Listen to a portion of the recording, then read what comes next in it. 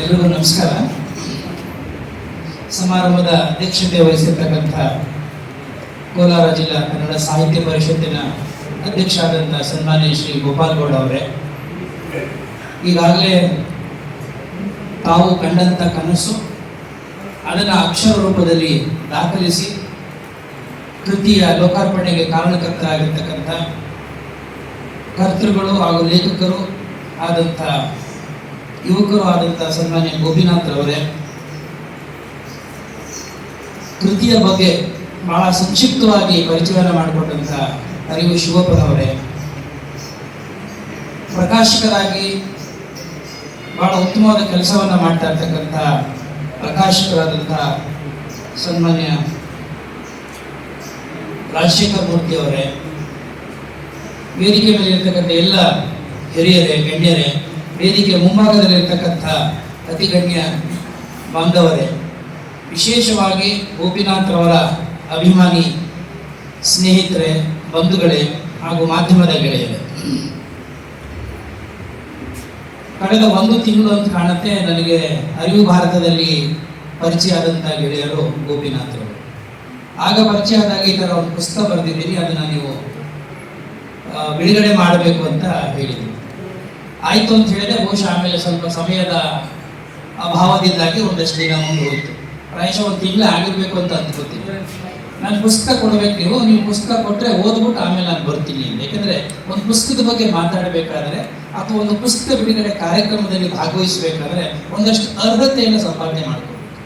ಅದು ನಮಗಿರೋ ಅರ್ಹತೆ ನಮಗೆ ಗೊತ್ತಿದೆಯೋ ಇವಾಗ ಗೊತ್ತಿಲ್ಲ, ಆದರೆ ಆ ಪುಸ್ತಕದಲ್ಲಿ ಏನಿದೆ, ಆ ಲೇಖಕರು ಏನು ಹೇಳಲಿಕ್ಕೆ ಬಯಸ್ತಾ ಇದ್ದಾರೆ, ಆ ಲೇಖಕರ ಆಶಯ ಏನಿದೆ, ಅವರ ಅಂತರಂಗದ ಮಾತುಗಳೇನಿದೆ ಅನ್ನೋದು ನನಗೆ ಗೊತ್ತಾಗಬೇಕಾಗಿತ್ತು. ಅವ್ರು ಪುಸ್ತಕ ಕೊಟ್ಟು ನನ್ನ ಪುಸ್ತಕ ಬಂದಮೇಲೆ ಸಾಮಾನ್ಯವಾಗಿ 24 ಗಂಟೆ ನಾನು ಓದಿ ಮುಗಿಸ್ಬಿಡ್ತೀನಿ.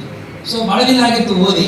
ನಿನ್ನೆ ಕಾರ್ಯಕ್ರಮ ಇದೆ ಅಂತ ಹೇಳಿದಾಗ ಮತ್ತೆ ಅದನ್ನು ತಿರುವು ಹಾಕ್ಕೊಂಡು ಸಾಮಾನ್ಯವಾಗಿ ಯಾವುದೇ ಕೆಲಸ ಮಾಡಬೇಕಾದ್ರೂ ಒಂದು ಸ್ವಲ್ಪ ಪೂರ್ವ ತಯಾರಿ ಇಟ್ಕೊಂಡೆ ನಾನು ಕೆಲಸ ಮಾಡೋದ್ರಿಂದ ಮತ್ತೊಂದು ಸಾರಿ ಓದ್ಕೊಂಡು ಬಂದಿದ್ದೀನಿ ಪುಸ್ತಕ. ಆದರೆ ಪುಸ್ತಕದ ಬಗ್ಗೆ ನಾನು ಮಾತಾಡೋಕೆ ಹೋಗಲ್ಲ, ಯಾಕೆಂದರೆ ಅದು ಶಿವಪ್ಪ ಅವ್ರ ಕೆಲಸ, ಈಗಾಗಲೇ ಅವ್ರ ಕೆಲಸ ಮಾಡಿಬಿಟ್ಟಿದ್ದಾರೆ. ನನಗೆ ಬಹಳ ಖುಷಿಯಾಗಿದೆ 2 ವಿಚಾರಗಳು. ಒಂದು, ಈ ಪುಸ್ತಕವನ್ನು ತನ್ನ ಎತ್ತಮ್ಮನಿಗೆ ಅರ್ಪಣೆ ಮಾಡಿದ್ದಾರಲ್ಲ, ಬಹಳ ದೊಡ್ಡ ಮಾತಿದು.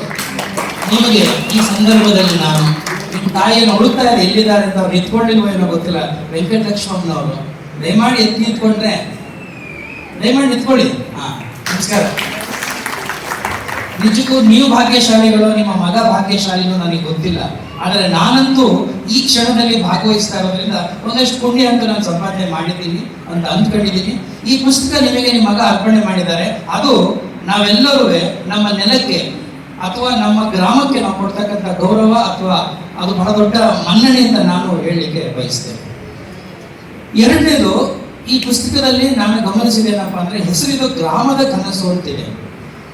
ಇದ್ರ ಪಕ್ಕ ನನ್ನ ಅಂತ ಹಾಕೊಂಡ್ರೆ ಬಹುಶಃ ಅದು ಲೇಖಕರ ಗ್ರಾಮದ ಕನಸು ಆಗಬಹುದು, ಅದು ನಮ್ಮ ನಿಮ್ಮೆಲ್ಲರ ಗ್ರಾಮದ ಕನಸು ಆಗಬಹುದು. ಹಾಗೆ ಇದರ ಒಳ ಅರ್ಥ ಹೇಗಿದೆ ಅಂದರೆ, ಒಂದು ಗ್ರಾಮವೂ ಕೂಡ ತನ್ನದೇ ಆದ ಒಂದು ಕನಸನ್ನು ಹೊಂದಿರುತ್ತೆ. ಇದು ಗ್ರಾಮದೇ ಕನಸಾಗಿಯೇ ಆಚೆ ಬರಬೇಕು ಅನ್ನೋದು ಬಹುಶಃ ಆ ಲೇಖಕರ ಆಶೆ ಇರಬೇಕು ಅಂತ ನಾನು ಅಂದ್ಕೊಂಡೆ.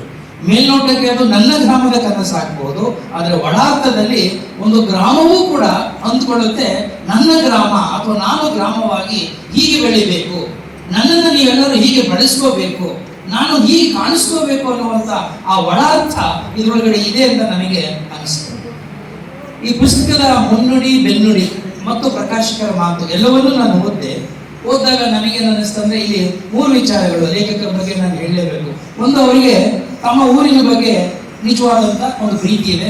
ಅವ್ರು ಹೇಳ್ಕೊಂಡ್ಬಿಟ್ಟಿದ್ದಾರೆ, ಈಗ ಮಾತಾಡ್ತಾ ಕೂಡ ಹೇಳಿದ್ರು, ನಾನೊಬ್ಬ ಕನಸುಗಾರ ಅಂತ ಹೇಳ್ತಿದ್ದಾರೆ. ಅವರ ಲೇಖಕರ ಮಾತಲ್ಲಿದೆ, ಒಬ್ಬ ಕನಸುಗಾರನಾಗಿ ನನ್ನ ಗ್ರಾಮವನ್ನು ಹೇಗೆ ಅವರು ಚಿತ್ರಿಸಿಕೊಳ್ಳಬಹುದೋ ಆ ರೀತಿ ಎಲ್ಲ ಸಾಧ್ಯತೆಗಳನ್ನು ನೋಡಿದ್ದಾರೆ. ಇಲ್ಲಿ ನಾನು ಗಮನಿಸಿದ್ದು ಅದು ಅವರ ಗ್ರಾಮದ ಮೇಲೆ ಇರ್ತಕ್ಕಂಥ ನಿಷ್ಕಲ್ಮಶವಾದಂಥ ಒಂದು ಪ್ರೀತಿ. ಮತ್ತೊಂದು, ಅವರು ಬಹಳ ಶ್ರಮ ಪಟ್ಟಿದ್ದಾರೆ ಸಾಕಷ್ಟು ಅಂಕಿಅಂಶಗಳನ್ನು ಪಡೆಯೋದಕ್ಕೆ. ಮತ್ತು ಇನ್ನೊಂದು ಅಂಶ ನಾನು ಗಮನಿಸಿದ್ದು, ಒಂದಷ್ಟು ಸಂಶೋಧನೆ ಕೂಡ ಅವರು ಮಾಡಿದ್ದಾರೆ ಅಂತ. ಈ 3 ಅಂಶಗಳನ್ನು ಮೇಳೈಸಿಕೊಂಡು ಬಹುಶಃ ಈ ಗ್ರಾಮದ ಕನಸು ಇವತ್ತು ನಮ್ಮೆಲ್ಲರ ಮುಂದೆ ಇದೆ ಅಂತ ನನಗೆ ಅನಿಸುತ್ತೆ. ಸಾಮಾನ್ಯವಾಗಿ ಪುಸ್ತಕ ಓದುವ ಸಂಸ್ಕೃತಿಯಿಂದ ನಾವೆಲ್ಲ ದೂರ ಹೋಗುವಂಥ ಕಾಲಘಟ್ಟದಲ್ಲಿ ಇದ್ದೀವಿ. ಹಳ್ಳಿಗಳು, ನಮ್ಮ ಶಿವಪುರ ಹೇಳ್ತಾ ಇದ್ರು, ಹಳ್ಳಿಗಳು ಸಾಮಾನ್ಯವಾಗಿ ಅದು ಮರೆಯಾಗ್ತಾ ಇದೆಯೋ ಅಥವಾ ಕಳೆದೋಗ್ತಾ ಇದೆ ಅಂತ ಅಲ್ಲ. ಹಳ್ಳಿಗಳನ್ನ ನಾವು ನೀವು ಪ್ರಜ್ಞಾಪೂರ್ವಕವಾಗಿ ತೊರಿತಾ ಇದ್ದೀವಿ ಅನ್ನೋ ಮಾತನ್ನು ಅವ್ರು ಹೇಳಬೇಕಾಗಿತ್ತು. ಹಳ್ಳಿಗಳು ನಮ್ಮನ್ನ ದುಡ್ತಾ ಇಲ್ಲ, ಆದರೆ ಹಳ್ಳಿಗಳಿಂದ ನಾವು ಹೊರಗಡೆ ಹೋಗ್ತಾ ಇದ್ದೀವಿ. ಅಂದ್ರೆ ನಾವು ಹಳ್ಳಿಗಳನ್ನ ತೆರವು ಮಾಡುವಂತ ಕೆಲಸವನ್ನ ಮಾಡ್ತಾ ಇದ್ದೀವಿ. ಗ್ರಾಮ ಅನ್ನೋದು ನಿಮ್ಗೆಲ್ಲ ಗೊತ್ತು, ಈ ದೇಶದ ಆತ್ಮ ಇದ್ದ ಹಾಗೆ. ಒಂದು ಹಳ್ಳಿ ಈ ದೇಶದ ಆತ್ಮ. ಇವತ್ತು ಆ ಆತ್ಮ ವೇದನೆಯಲ್ಲಿದೆಯಾ, ರೋಧಿಸ್ತಾ ಇದೆಯಾ ಅನ್ನೋ ಪ್ರಶ್ನೆನ ನಾವು ಹಾಕೊಂಡ್ರೆ ಪ್ರಾಯಶಃ ನನಗನ್ಸುತ್ತೆ ಇದು ಅಕ್ಷರಶಃ ಸತ್ಯ ಅಂತ ಅನ್ಸುತ್ತೆ. ಆ ರೋಧನೆಗೆ, ಆ ವೇದನೆಗೆ ಕಾರಣ ಯಾರು ಅಂತ ಕೂಡ ಯೋಚನೆ ಮಾಡಿದಾಗ ಪುನಃ ಅದು ವಾಪಸ್ಸು ನನಗೆ ಬರ್ತಾ ಇದೆ, ನಮಗೆ ಬರ್ತಾ ಇದೆ. ಇವೆಲ್ಲವೂ ಕೂಡ ಹೇಗಿದೆ ಅಂತಂದ್ರೆ ಸೆಲ್ಫ್ ಇನ್ಫ್ಲಿಕ್ಟೆಡ್ ಇಂಜುರೀಸ್ ಅಂತ ಕರೀತೀವಿ, ಅಥವಾ ಸ್ವಯಂಕೃತ ಅಪರಾಧಗಳು. ಇಲ್ಲಿ ನಾವು ನೀವು ಏನು ಅರ್ಥ ಮಾಡ್ಕೊಳ್ಳೋ ಪ್ರಯತ್ನ ಮಾಡಬೇಕು ಅಂದ್ರೆ, ಇವತ್ತು ನಾವು ಕವಲು ದಾರಿಯಲ್ಲಿ ಸಿಕ್ಕಾಕೊಂಡ್ಬಿಟ್ಟಿದ್ದೀವಿ. We are caught between the cross roads of development and human progress ಅಂತ. ಅಭಿವೃದ್ಧಿ ಅನ್ನುವಂಥ ಪರಿಕಲ್ಪನೆಯಲ್ಲಿ ನಾವೆಲ್ಲರೂ ಮುಳುಗೋಗ್ಬಿಟ್ಟಿದ್ದೀವಿ. ಇವತ್ತಿಗೂ ನಾವು ಯಾರು ಕೂಡ ಅಭಿವೃದ್ಧಿ ಅನ್ನೋ ಪರಿಕಲ್ಪನೆಯನ್ನ ಸ್ಪಷ್ಟವಾಗಿ ನಾವು ಅದನ್ನ ಡಿಫೈನ್ ಮಾಡಲಿಕ್ಕೆ ಸಾಧ್ಯವಾಗಿಲ್ಲ ಅಂತ ನನಗನ್ಸುತ್ತೆ. ನನ್ನ ಪ್ರಕಾರ ಅಭಿವೃದ್ಧಿ ಇದು, ಅವರ ಪ್ರಕಾರ ಇನ್ನೊಂದು, ಇನ್ನೊಬ್ಬರ ಪ್ರಕಾರ ಇನ್ನೊಂದು ಅಂತ ಬೇರೆ ಬೇರೆ ಮಾಡೆಲ್ಗಳು, ಮಾದರಿಗಳು, ಸಿದ್ಧ ಮಾದರಿಗಳು ಕೊಡ್ತಾ ಇದ್ದಾರೆ ವಿನಃ ಇದೇ ಅಭಿವೃದ್ಧಿ ಅಂತ ಹೇಳಲಿಕ್ಕೆ ಸಾಧ್ಯವಾಗ್ತಾ ಇಲ್ಲ.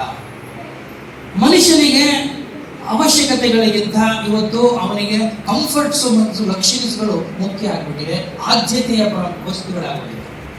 ನಾವು ಅವಶ್ಯಕತೆ ಇದ್ದ ಕಾಲವನ್ನು ದಾಟಿಬಿಟ್ಟಿದ್ದೀವಿ ಬಹಳ ವರ್ಷಗಳಿದ್ದೇನೆ. ಒಂದು ಕಾಲದಲ್ಲಿ ಈ ದೇಶದಲ್ಲಿ ರೋಟಿ ಕಪಡ ಮಕಾನ್ ಅಂತ ಮಾತ್ರ ಹೇಳ್ತಾ ಇದ್ರು. ರೋಟಿ ಕಪಡ ಮಕಾನ್ ಇದ್ರೆ ಆ ಮನುಷ್ಯ ಸಂತೋಷವಾಗಿರ್ತಾನೆ, ಸುಖವಾಗಿರ್ತಾನೆ.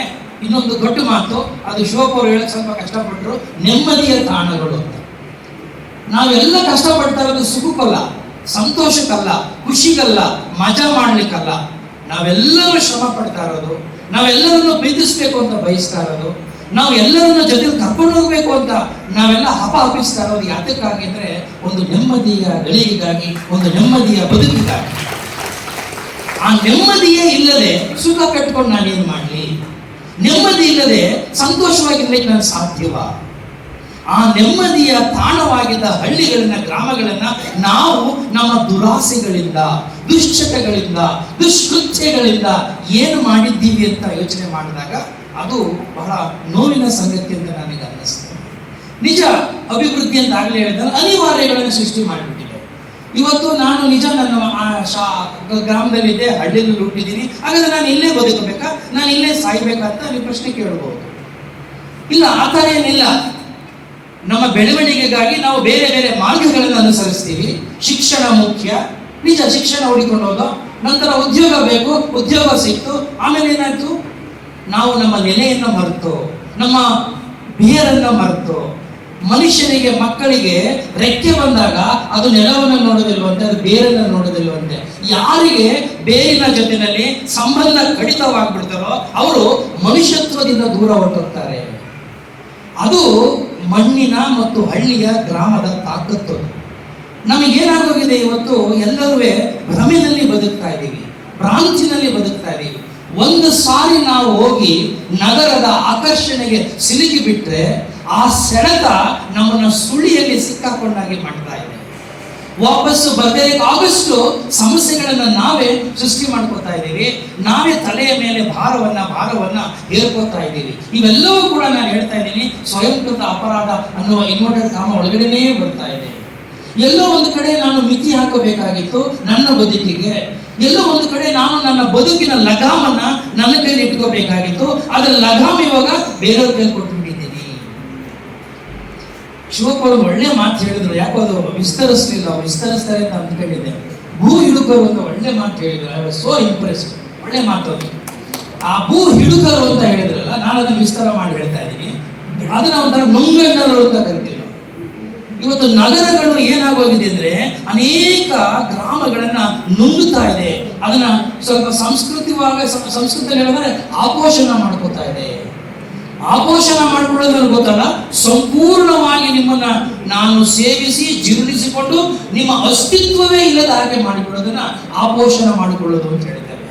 ಆ ರೀತಿಯಾದಂತಹ ದೈತ್ಯ ಶಕ್ತಿಗಳಾಗಿ ಇವತ್ತು ನಗರಗಳು ನಿರ್ಮಾಣ ಆಗ್ತಾ ಇದೆ. ಇದಕ್ಕೆಲ್ಲ ಏನ್ ಕಾರಣ?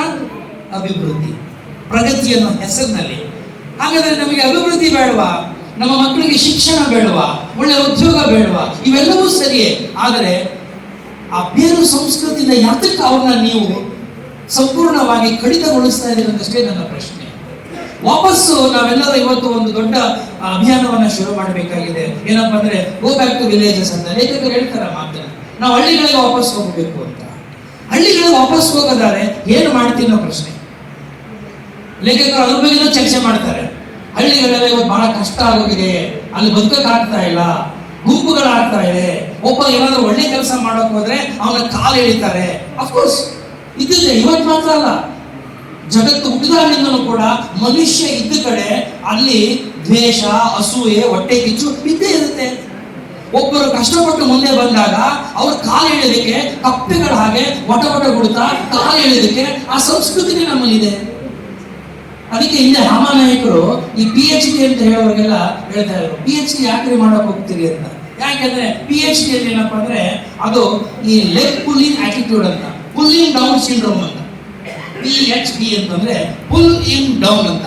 ಯಾವನ ಕಷ್ಟಪಟ್ಟು ಮೇಲೆ ಹೋಗಿರ್ತಾನೆ ತನ್ನ ಸ್ವಂತ ಬುದ್ಧಿವಂತಿಕೆಯಿಂದ, ಶ್ರಮದಿಂದ, ಪ್ರತಿಭೆಯಿಂದ. ಆದ್ರೆ ಈ ಕೈ ಹಾಕದಿರೋನು ಇರ್ತಾನಲ್ಲ, ಅವನು ಮಾಡಬಾರ್ದು ರಾಜಕೀಯ ಮಾಡ್ಕೊಂಡು ಸಂಚುಗಳೆಲ್ಲ ಮಾಡ್ಕೊಂಡು ಅವನು ಏನಾದ್ರೂ ಮಾಡಿ ತೊಂದರೆ ಕೊಡೋ ಪ್ರಯತ್ನ ಮಾಡ್ತಾನೆ ಇರ್ತಾನೆ. ಈ PhDಗಳೆಲ್ಲ ಮಾಡ್ಕೊಂಡು ಹೆಂಗಪ್ಪ ಅಂದ್ರೆ ಅವ್ನು ಮೇಲೆ ಹೋಗಿರೋನ್ನ ಹಿಡಿದು ಎಳೆಯೋದು. ಈ ಬಾವಿ ಕಪ್ಪೆಗಳು ನೋಡಿದ್ರಲ್ಲ, ಒಂದು ಕಪ್ಪೆ ಮೇಲೆ ತಗೊಂಡ್ರೆ ಇನ್ನೊಂದು ಕಪ್ಪೆ ಕಾಲು ಹಿಡಿದು ಎಳಿತಾ ಇರ್ತಾರೆ. ಅದಕ್ಕೆ ಒಲಿಂಪಿಕ್ಸ್ ನಲ್ಲಿ ಕಬಡ್ಡಿಯನ್ನು ಫಸ್ಟ್ ಒಪ್ಕೊಳ್ಳಿಲ್ವಂತೆ. ಒಲಿಂಪಿಕ್ಸ್ ನಲ್ಲಿ ಕಬಡ್ಡಿ ಇರಲಿಲ್ಲ, ಇಂಡಿಯನ್ ಅದು ಆಟ ಕಬಡ್ಡಿ.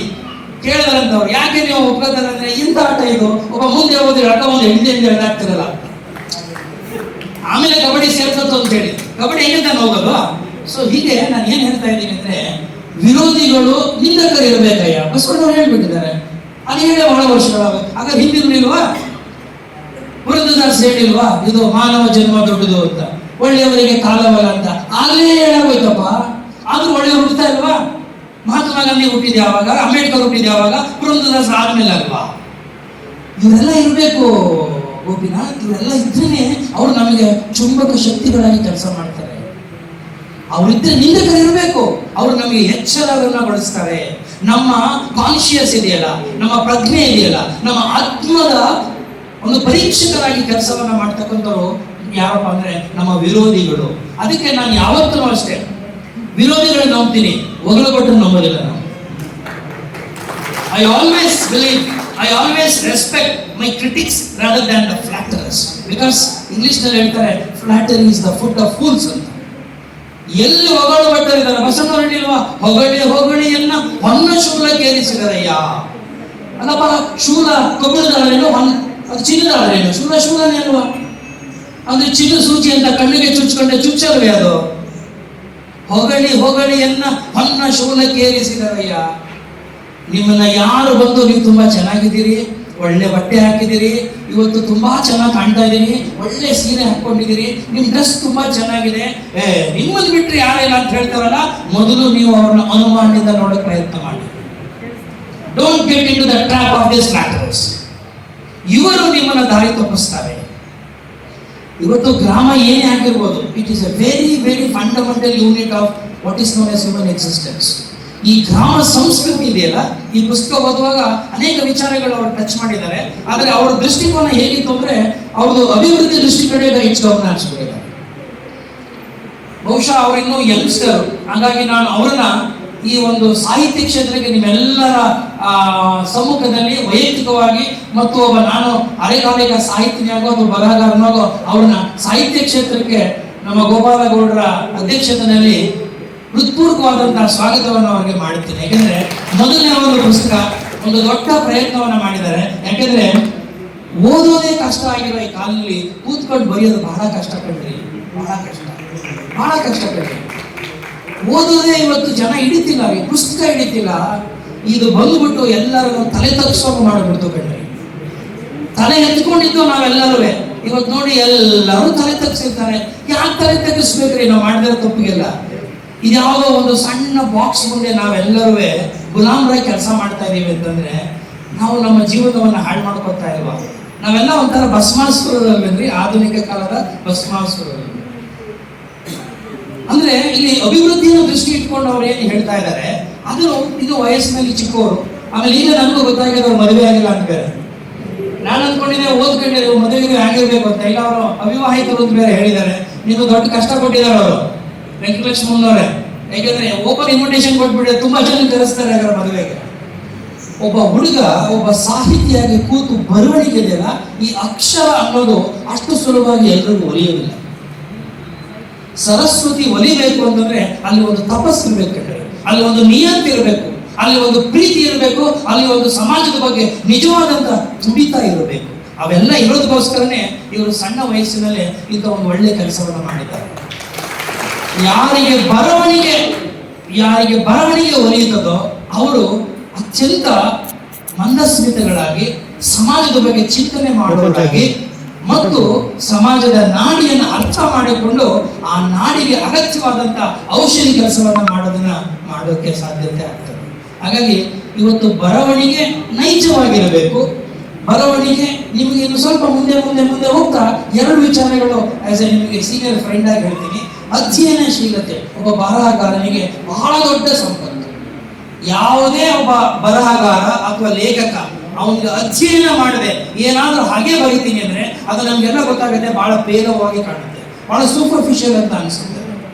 ಅದರ ಜೊತೆಯಲ್ಲಿ ಒಬ್ಬ ಕವಿಗೆ ಲೇಖಕನಿಗೆ ಇರಬೇಕಾಗಿತ್ತಂದ್ರೆ ಬರೀ ಅನುಭವ ಮಾತ್ರ ಅಲ್ಲ, ಜೀವನ ಅನುಭವ ಬೇಕಾಗುತ್ತೆ. ಅದು ಹೋಗ್ತಾ ನಿಮಗೆ ಸಿಗುತ್ತೆ. ಜೀವನ ಅನುಭವ ಮಾತ್ರ ಸಾಹಿತ್ಯ ಕ್ಷೇತ್ರವನ್ನ ಸಂಪದ್ಭರಿತಗೊಳಿಸಬಹುದು, ಶ್ರೇಷ್ಠ ಮಟ್ಟಕ್ಕೆ ಕೃತಿಗಳನ್ನ ಅರ್ಪಣೆ ಮಾಡಲಿಕ್ಕೆ ಸಾಧ್ಯವಾಗಬಹುದು. ಸೊ ಈ ಸಂದರ್ಭದಲ್ಲಿ ನಾನು ಏನು ಹೇಳಕ್ಕೆ ಇಷ್ಟಪಡ್ತಾ ಇದ್ದೀನಿ ಅಂದ್ರೆ, ಗ್ರಾಮ ಅನ್ನುವ ಯೂನಿಟ್ ಏನೇ ಇರಲಿ, ನಾವು ವಾಪಸ್ ಏನಾದರೂ ಮಾಡ್ಲಿಕ್ಕೆ ಸಾಧ್ಯವ ಅನ್ನೋದು ಅವರ ತುಡಿತ. ನಾನು ಕಲ್ತಿದ್ದೀನಿ, ನಾನು ಓದಿದ್ದೀನಿ, ನಾನು ಅಕ್ಷರ ಕಲ್ತಿದ್ದೀನಿ, ಇದಕ್ಕೆಲ್ಲ ಕಾರಣ ನಮ್ಮ ಅಮ್ಮ ಅಂತ ಹೇಳ್ತೀವಿ, ನಮ್ಮ ಅಪ್ಪ ಅಂತ ಹೇಳ್ತೀವಿ, ನಮ್ಮ ಊರು ಅಂತ ಹೇಳ್ತೀವಿ. ಆದ್ರೆ ಆ ಊರಿನ ಬಗ್ಗೆ ನಾವು ಏನ್ ಮಾಡ್ತಾ ಇದೀವಿ ಅನ್ನೋ ಪ್ರಶ್ನೆ ಬರೋದೇ ಇಲ್ಲ. ವಾಪಸ್ ಹೋದ್ರೆ ನಮ್ಮ ಊರಿನಲ್ಲಿ ನಮ್ಮನ್ನ ಯಾರು ನೋಡ್ಸಲ್ಲ, ನಮಗೆ ಗೌರವ ಕೊಡೋದಿಲ್ಲ. ಯಾಕೆ? ಇವತ್ತು ಎಲ್ಲ ಅಧಿಕಾರ ಬೇಕು, ಎಲ್ಲರಿಗೂ ಅಧಿಕಾರ ಬೇಕು. ಕುರ್ಚಿ ಇದ್ರೆ ಎಲ್ಲರೂ ಬರ್ತಾರೆ, ವೇದಿಕೆ ಕೊಟ್ರೆ ಭಾಷಣ ಮಾಡ್ತಾರೆ. ಇದಷ್ಟೇ ಅಲ್ಲ, ಮತ್ತೆ ನಾವು ಇಲ್ಲಿ ನಾನು ನಿಮ್ಮ ಲೇಖನದಲ್ಲಿ ಗಮನಿಸಿದಾಗೆ ಇನ್ನೊಂದಷ್ಟು ಬಹಳ ಸಂಕೀರ್ಣವಾದ ವಿಚಾರಗಳನ್ನ ನೀವು ತರಬೇಕು. ಒಂದು ಗ್ರಾಮ ಅಂತ ಬಂದಾಗ ನಾನು ಆಗಲೇ ಹೇಳ್ಬೇಕು, ಆತ್ಮ ಅದು ವಿಸಿಬಲ್ ಆಗಿ ಕಾಣಿಸೋದಿಲ್ಲ. ಅನೇಕ ವಿಚಾರಗಳು ಗ್ರಾಮದಲ್ಲಿ ಅದು ಒಳಗಡೆನೆ ಅಂತರ್ಗಾಮಿಯಾಗಿ ಗುಪ್ತಗಾಮಿನಿಯಾಗಿ ಹೋಗ್ತಾ ಇರ್ತದೆ. ಉದಾಹರಣೆಗೆ ಇಲ್ಲಿ ನಾವು ಗ್ರಾಮ ಅಂತ ಹೇಳಿದ ತಕ್ಷಣ ಜಾತಿ ವ್ಯವಸ್ಥೆ, ಅದನ್ನೂ ಇಂದ ಜಿಲ್ಲೆಯಲ್ಲಿ ಜಾತಿ ವ್ಯವಸ್ಥೆ, ಅಸ್ಪೃಶ್ಯತೆ ಬಹಳ ದೊಡ್ಡ ಒಂದು ಮಾರಕ ಒಂದು ವಿಚಾರವಾಗಿ ನಮ್ಮಲ್ಲಿ ಕಾಡ್ತಾ ಬಂದಿದೆ ಶತಶತಮಾನಗಳಿಂದ. ಅದರ ವಿರುದ್ಧವಾಗಿಯೇ ಎರಡೂ ಭಾರತದಲ್ಲಿ ಕೆಲಸ ಮಾಡಿದಂತ ನಿಮಗೆ ಬಹುಶಃ ಅದರ ಒಂದು ಪರಿಕಲ್ಪನೆಯ ಜೊತೆಯಲ್ಲಿ ಅದರ ಮುಖಾಮುಖಿ ನಿಮಗೆ ಚೆನ್ನಾಗಿ ಆಗಿದೆ ಅಂತ ಅಂದ್ಕೋತೀವಿ. ಅದನ್ನು ಇಳಿಸಬೇಕು. ಒಂದು ಗ್ರಾಮ ನನಗೆ ಬಹಳ ಬೇಜಾರು ಯಾಕಾಗತ್ತೆ ಅಂದ್ರೆ, ಇವತ್ತಿನ ಕಾಲದ ಯುವಕರಿಗೆ ಗ್ರಾಮದ ಪರಿಚಯವೇ ಇರುವುದಿಲ್ಲ, ಗ್ರಾಮದ ಪರಿಚಯವೇ ಗೊತ್ತಿಲ್ಲ. ಅಲ್ಲಿ ಒಂದು ಗ್ರಾಮ ಅಂತಿದೆ, ಒಂದು ಹಳ್ಳಿ ಇದೆ, ಹಳ್ಳಿಯ ರಚನೆ ಹೀಗಾಗಿದೆ, ಅಲ್ಲಿಯ ಸಾಮಾಜಿಕ ಬದುಕು ಹೀಗಿದೆ, ಅಲ್ಲಿಯ ಆರ್ಥಿಕ ಚಟುವಟಿಕೆಗಳು ಹೀಗಿದೆ ಅನ್ನುವಂಥ ಪರಿಕಲ್ಪನೆಯೇ ಇಲ್ಲದೆ ಅಮೆರಿಕಾದಲ್ಲಿ, ಇಂಗ್ಲೆಂಡಲ್ಲಿ, ಸ್ವಿಟ್ಜರ್ಲೆಂಡ್ ಕೂತ್ಕೊಂಡು ನಮ್ಮ ದೇಶದ ಬಗ್ಗೆ ಮಾತಾಡ್ತಾರೆ. ಅದು ವಿಪರ್ಯಾಸ, ಅದು ನೋವಿನ ಸಂಗತಿ. ಅವ್ರ ಜೀವನದಲ್ಲಿ ಹಳ್ಳಿಗೆ ನೋಡಿರೋದಿಲ್ಲ, ಹಳ್ಳಿಗೆ ಹೋಗಿರೋದಿಲ್ಲ. ಸಿಟಿಲಿ ಹುಡ್ತಾರೆ, ಅವ್ರ ಅಪ್ಪ ಅಮ್ಮ ಚೆನ್ನಾಗಿ ಓದಿಸ್ಬಿಡ್ತಾರೆ, ಒಳ್ಳೆ ಕಾಲೇಜಿನಲ್ಲಿ ಅಭ್ಯಾಸ ಮಾಡ್ತಾರೆ, ಜಾಬ್ ಸಿಗ್ತದೆ, ಅವ್ರು ಹೊರಟೋಗ್ತಾರೆ. ಅವ್ರು ಯಾವತ್ತೂ ಅವ್ರು ಹಳ್ಳಿ ನೋಡಿದ್ದಾರೆ. ನಮ್ಮಲ್ಲಿ ಎಷ್ಟು ಜನ ನಿಜವಾಗ್ಲೂ ನಮ್ಮ ಜಿಲ್ಲೆ ನೋಡಿದ್ದೀರಿ ಹೇಳ್ಬಿಡ್ರಪ್ಪ? ಪೂರ್ತಿ ಜಿಲ್ಲೆನೇ ನೋಡಿಲ್ಲ. ಪೂರ್ತಿ ಜಿಲ್ಲೆ ಅಂತಂದ್ರೆ ಎಲ್ಲ ತಾಲೂಕುಗಳು, ಪ್ರತಿ ತಾಲೂಕು ಕೋಲಾರದಲ್ಲಿ ಅತ್ಯಂತ ವಿಶಿಷ್ಟವಾದ ತಾಲೂಕು, ನೆನಪಿಟ್ಕೊಳ್ಳಿ. ಒಂದೊಂದು ತಾಲೂಕಿಗೆ ತನ್ನದೇ ಆದಂತ ವೈಶಿಷ್ಟ್ಯತೆಗಳಿದೆ. ಅದು ಎಷ್ಟು ಜನಕ್ಕೆ ನಮ್ಗೆ ಗೊತ್ತಿದೆ? ಅಂತವರು ಅಲ್ಲಿ ಕೂತ್ಕೊಂಡು ಎಲ್ಲೋ ಹೋಗ್ಬಿಟ್ಟು ಕೋಲಾರ ಹೀಗೆ, ಭಾರತ ಹೀಗೆ, ಕರ್ನಾಟಕ ಹೀಗೆ ಅಂತ ತಪ್ಪು ಮಾಹಿತಿಗಳನ್ನ ಬಿತ್ತರಿಸೋದಿದೆಯಲ್ಲ, ಇದು ನಿಲ್ಲಬೇಕು. ನೀವು ಬನ್ನಿ, ಮೊದಲು ಅರ್ಥ ಮಾಡ್ಕೊಳ್ಳಿ. Try to understand this country, because this country lives in the villages even today. This country does not live in only urban areas, it doesn't live only in the city areas. ತುಂಬಾ ಜನ ಅನ್ಕೊಂಡ್ಬಿಟ್ಟಿದ್ದಾರೆ ಭಾರತ ಅಂತಂದ್ರೆ ಇದು ನಗರಗಳ ಪ್ರದೇಶ, ನಗರಗಳ ದೇಶ ಅಂತ. ಇಲ್ಲ, ನನಗೆ ಇವತ್ತು ಭಾರತ ಅಂದಾಗ ಎರಡೆರಡು ಭಾರತ ಕಾಣುತ್ತೆ. ಒಂದು ಶ್ರೀಮಂತರ ಭಾರತ, ಒಂದು ಬಡವರ ಭಾರತ. ಒಂದು ಹಳ್ಳಿಗಳ ಭಾರತ, ಇನ್ನೊಂದು ನಗರಗಳ ಭಾರತ, ಒಂದು ಉಳ್ಳವರದು ಇನ್ನೊಂದು ಇಲ್ಲದವರದು ಭಾರತ. ಅದು ಯಾಕೆ ಕಾಣ್ತಾ ಇದೆ? ಅದಕ್ಕೆ ಪ್ರಶ್ನೆಯನ್ನು ನಾವು ಇವತ್ತಿಗೂ ಕೂಡ ಗೊತ್ತಿದೆ, ಉತ್ತರ ಕಂಡುಕೊಳ್ಳಕ್ಕೆ ಆಗೇ ಇಲ್ಲ. ಯಾಕೆಂದ್ರೆ ಆ ಗ್ರಾಮ ಅನ್ನುವ ಆ ರಚನೆ ಇದೆಯಲ್ಲ, ಅದು ಅಷ್ಟೊಂದು ಸಂಕೀರ್ಣವಾಗಿದೆ. ಇದ್ರ ಜೊತೆನಲ್ಲಿ ನಮ್ಗೆ ಇನ್ನೂ ಬಹಳ ದೊಡ್ಡ ಸಮಸ್ಯೆಗಳು ಅಂತಂದ್ರೆ, ನಿಮ್ಗೆ ಗೊತ್ತಿದೆ, ಇವತ್ತಿಗೂ ಕೂಡ ಹಳ್ಳಿಗಳಿಗೆ ಹೋದ್ರೆ ಮೌಢ್ಯದ ಆಚರಣೆಗಳಿದೆ. ಧರ್ಮದ ಹೆಸರಿನಲ್ಲಿ, ದೇವರ ಹೆಸರಿನಲ್ಲಿ ಇವತ್ತಿಗೂ ಶೋಷಣೆ ಆಗ್ತಾ ಇದೆ. ಅದು ಹೆಚ್ಚು ಎಲ್ಲ ಆಗ್ತಾ ಇದೆ, ಹಳ್ಳಿಲೂ ಆಗ್ತಾ ಇದೆ. ದೊಡ್ಡ ವಿಪರ್ಯಾಸ ಅಂತಂದ್ರೆ ವಿದ್ಯಾವಂತರು ಜಾಸ್ತಿ ಆಗ್ತಾರೆ. ವಿದ್ಯೆ ಕಲಿತವರಲ್ಲಿ ನಾನು ಗಮನಿಸಿದಷ್ಟು ಮೌಢ್ಯತೆಯನ್ನ ಅವಿದ್ಯಾವಂತರಲ್ಲಿ, ಅನಕ್ಷರಸ್ಥರಲ್ಲಿ ನಾನು ಗಮನಿಸಿಲ್ಲ. ಅಷ್ಟು ಬೇಸರ ಆಗುತ್ತೆ. ಅದಕ್ಕೆ ನಾವು ತುಂಬಾ ಸಂದರ್ಭಗಳಲ್ಲಿ ಅರಿವು ಭಾರತದಲ್ಲಿ ಹೇಳ್ತಾ ಇರ್ತೀನಿ, ಮ್ಯಾಕ್ರೋ ಲೆವೆಲ್ ಚೇಂಜಸ್ ಬಗ್ಗೆ ನಾವೆಲ್ಲ ಮಾತಾಡ್ತಾ ಇದ್ದೀವಿ. All of us are only focusing on macro level. ಜನರಿಕ ಕೇಳ್ತಾ ಇದೀವಿ. ಹೌದು, ನಮ್ಮ ಅಪ್ಪ ಒಳ್ಳೆಯವರು, ನಮ್ಮ ಅಮ್ಮ ಒಳ್ಳೆಯವರು. ಎಷ್ಟು ಒಳ್ಳೆಯವರು ಗೊತ್ತಿಲ್ಲ, ಎಷ್ಟು ಕೆಟ್ಟವರು ಗೊತ್ತಿಲ್ಲ. ಯಾಕಂದ್ರೆ ನಾನು ಮೈಕ್ರೋ ಲೆವೆಲ್ ಹೋಗ್ಬಿಟ್ಟು ನಮ್ಮ ಅಪ್ಪನ ಅನಲೈಸೇ ಮಾಡಿಲ್ಲ, ನಾನು ನಮ್ಮ ಅಮ್ಮನ ಅನಲೈಸೇ ಮಾಡಿಲ್ಲ. I am suppose to analyse at the micro level. ಕೆಳಗಡೆ ಹಂತಕ್ಕೆ ಹೋದಾಗ ಮಾತ್ರ ನಿಮಗೆ ಸತ್ಯಗಳು ಸ್ಫುಟವಾಗಿ ಕಾಣಲಿಕ್ಕೆ ಸಾಧ್ಯವಾಗ್ತದೆ. ಕೆಳ ಹಂತಕ್ಕೆ ಹೋಗದೆ ಹೋದ್ರೆ ನಮ್ಮ ಎಲ್ಲ ವಿಮರ್ಶೆಗಳು, ನಮ್ಮ ಎಲ್ಲ ಪರ್ಸೆಪ್ಷನ್ಸ್ಗಳು, ಅಂಡರ್ಸ್ಟ್ಯಾಂಡಿಂಗ್ ಎಲ್ಲವೂ ಕೂಡ ಅದು ಒಂಥರ ಸತ್ವರಹಿತವಾದಂಥ ಅಂಡರ್ಸ್ಟ್ಯಾಂಡಿಂಗ್ಸ್ ಆಗೋಗ್ಬಿಡ್ತದೆ. ಸೊ ಅದಕ್ಕೆ there has to be organic connect between the person and the society. ಸಮಾಜ ಜೊತೆಯಲ್ಲಿ ನಮಗೆ ಒಂದು ಆರ್ಗ್ಯಾನಿಕ್ ಆಗಿರ್ತಕ್ಕಂಥ ಆ ಬಾಂಧವ್ಯ, ಆ ನಿಕಟವಾದಂಥ ಸಂಬಂಧವನ್ನ ನಾವು ಬೆಳೆಸ್ಕೋಬೇಕಾಗತ್ತೆ. ಅದು ಬೆಳೆಸ್ಕೋಬೇಕು ಅಂದ್ರೆ ನಮಗೆ ಅದು ಗೊತ್ತಿರಬೇಕು. ಉದಾಹರಣೆಗೆ ಈಗ ನಮ್ಮ ಕೋಲಾರ ಜಿಲ್ಲೆಯಲ್ಲಿ ಗ್ರಾಮ ಅಂತ ನೀವು ಬರೀ ಗ್ರಾಮದಲ್ಲಿ ನಾವು ಮಾತಾಡ್ತೀವಲ್ಲ, ಎಷ್ಟೋ ಕಡೆ ದೊಡ್ಡ ದೊಡ್ಡ ಜಲಾಶಯಗಳಿಗೆ ಬಂದು ಗ್ರಾಮಗಳ ಹೊರಗಡೆ ಆಗಿಬಿಟ್ಟಿದೆ. ಅವ್ರ ಸ್ಥಿತಿ ಏನಾಗಬೇಡ, ಅವ್ರಿಗೆ ಹೊಸ ಗ್ರಾಮಗಳನ್ನು ಕಟ್ಕೊಟ್ಟಿದ್ದೀವಿ, ಅಲ್ಲಿ ಬದುಕು ಹೆಂಗೆ ಕಟ್ಕೊಂಡಿರ್ಬೋದು. ಗ್ರಾಮ ಅಂತಂದ್ರೆ ಇವತ್ತು ಎಲ್ಲವೂ ಕೂಡ ಮೈಗ್ರೇಷನ್, ಎಲ್ಲರೂ ಹೋಗ್ತಾರೆ. ಅವ್ರು ಹೇಳಿದ್ರು, ಶಿವಪ್ಪನವ್ರು ಅವ್ರ ಊರಿನಲ್ಲಿ 200 ಜನ ಹೊರಗಡೆ ಹೊರಟಿದ್ದಾರೆ. ಆ 200 ಜನ ವಾಪಸ್ ಬಂದ್ರೆ ಅವ್ರ ಹಳ್ಳಿ ಏನಾಗ್ಬೋದು, ಏನಾಗ್ಬೋದು, ಆಗಿಲ್ವಲ್ಲ. ಅವ್ರ ಹಳ್ಳಿಗೆ ನಾನು ಹೋದಾಗ ಪಾಪ ಅವ್ರು ಕೇಳ್ತಾ ಇದ್ರು, ಇವರು ಮತ್ತು ಗೋಪಾಲ್ ಅವರು, ಸರ್ ನಾವು ಎಲ್ಲಾ ಗ್ರಾಮಗಳಿಗೂ ನಮ್ಮ ಗ್ರಾಮ ಪಂಚಾಯತಿಯಿಂದ ಕುಡಿಯೋ ನೀರಿನ ವ್ಯವಸ್ಥೆ ಮಾಡಿಸ್ಕೊಟ್ಟು RO ವಾಟರ್ ನಮ್ಮ ಹಳ್ಳಿಗೆ ನಾವು ಮಾಡಿಸ್ಕೊಂಡಿಲ್ಲ. ಆ 200 ಜನ ಮನಸ್ಸು ಮಾಡಿದರೆ ಒಂದು RO water can not be a big challenge to those 200 people who have been educated at the cost of your own people. ಅದಕ್ಕೆ ವಿವೇಕಾನಂದ ಬಹಳ ಇಷ್ಟ ಆಗ್ತಾರೆ. ಅವ್ರು ಹೇಳ್ತಾರೆ, as long as millions live in hunger, as long as millions live in hunger and poverty, I hold every educated Indian a traitor ಅಂತ ಮಾತಾಡ್ತಾರೆ. ಎಲ್ಲಿವರೆಗೆ ಈ ದೇಶದಲ್ಲಿ ಲಕ್ಷಾಂತರ ಜನ ಬಡತನದಲ್ಲಿ ಮತ್ತು ಹಸಿವಿನಿಂದ ನರಳುತ್ತಾ ಇರ್ತಾರೋ ಅಲ್ಲಿವರೆಗೆ ಈ ದೇಶದಲ್ಲಿ ಒಬ್ಬ ಕಲಿತ, ಓದಂತ, ಪದವೀಧರನಲ್ಲ ಅವನನ್ನ ದೇಶದ್ರೋಹಿ ಅಂತ ನಾನು ಕೇಳ್ತೀನಿ. ಯಾಕೆ ಅಂತಂದ್ರೆ ಇವು ನಾನು ಓದಬೇಕಾದ್ರೆ ನಾನು ವಿದ್ಯಾವಂತನಾಗಿರೋದು ನನ್ನ ಶ್ರಮದಿಂದ ಇರಬಹುದು, ಆದ್ರೆ ಅದಕ್ಕೆ ಕಾರಣ ಈ ಸಮಾಜ. ಈ ಸಮಾಜದಲ್ಲಿ ಬಹುಸಂಖ್ಯಾತರನ್ನ ಹಸಿವಿನಲ್ಲಿಟ್ಟು, ಈ ಸಮಾಜದಲ್ಲಿ ಬಹುಸಂಖ್ಯಾತರನ್ನ ಬಡತನದಲ್ಲಿಟ್ಟು ನಾನು ವಿದ್ಯಾವಂತನಾಗಿಯೂ ಕೂಡ ಅವ್ರ ಬಗ್ಗೆ ನಾನು ಏನೂ ಮಾಡ್ತಾ ಇರಲ್ಲ. ನನ್ನನ್ನು ನೀವೇನಂತ ಕರಿಬೇಕು? ದ್ರೋಹಿ ಅಂತ ಕರಿಬೇಕಾನೆ. ಅದನ್ನೇ ವಿವೇಕಾನಂದ ಹೇಳಿದ್ರು. ನಾನು ಬಹಳ ವರ್ಷಗಳ ಹಿಂದೆ, ಆ ಜಿಲ್ಲೆ ಹೆಸರು ಬೇಡ, ಸ್ವಾಮೀಜಿ ಹೆಸರು ಬೇಡ, ಏನು ಬೇಡ, ಒಬ್ಬ ಸ್ವಾಮೀಜಿ ನನ್ನ ಹತ್ರ ಬಂದರು. ಆವಾಗ ನಾನು ಕಮಿಷನರ್ ಆಗಿದೆ, ಮೈಸೂರಿದ್ದೆ. ಅವಾಗ ಸ್ವಾಮೀಜಿ ಜ್ಞಾಪಕ ಬಂದು, ನಿಡುವಾಮಿಡಿ ಸ್ವಾಮೀಜಿ ಓದಿದೆ ಅಂತ ಹೇಳಿದ್ರು.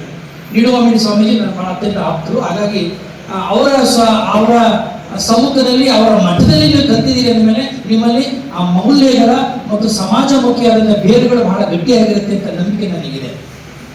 ಯಾಕೆಂದ್ರೆ ಅದು ಮಾನವ ಪೀಠ, ಅದು ಮಾನವ ಧರ್ಮದ ಪೀಠ. ಸ್ವಾಮೀಜಿಯವರು ಬಂದು ಕೇಳಿದ್ರು, ನಾವು ದೊಡ್ಡ ಒಂದು ಧಾರ್ಮಿಕ ಸಮ್ಮೇಳನ ಮಾಡ್ತಾ ಇದ್ದೀವಿ, ಅದಕ್ಕೆ ಸರ್ಕಾರದವರು 10 ಕೋಟಿನ 20 ಕೋಟಿ ಖರ್ಚು ಮಾಡ್ತಾ ಇದ್ದಾರೆ, ಅದಕ್ಕೆ ಒಂದು ದೊಡ್ಡ ಕೆಲಸ ಮಾಡ್ತಾ ಇದೀವಿ, ನೀವು ನಮಗೆ ಸಹಕಾರ ಮಾಡಬೇಕು. ಆಯ್ತು, ಏನು ಸಹಕಾರ ಬೇಕು? ಇಲ್ಲ, ನೀವು ಗೊತ್ತಿರೋದನ್ನ ಸ್ವಲ್ಪ ಹೇಳಬೇಕು, ದುಡ್ಡನ್ನೆಲ್ಲ ಹೊಂದಿಸೋದಕ್ಕೆ ನಾವು ಒಂದಷ್ಟು ಎಕ್ಸ್ಟ್ರಾ ಕೆಲಸ ಮಾಡ್ತಾ ಇದ್ದೀವಿ. ಆಯ್ತು, ಮಾಡಿ, ಒಳ್ಳೇದು.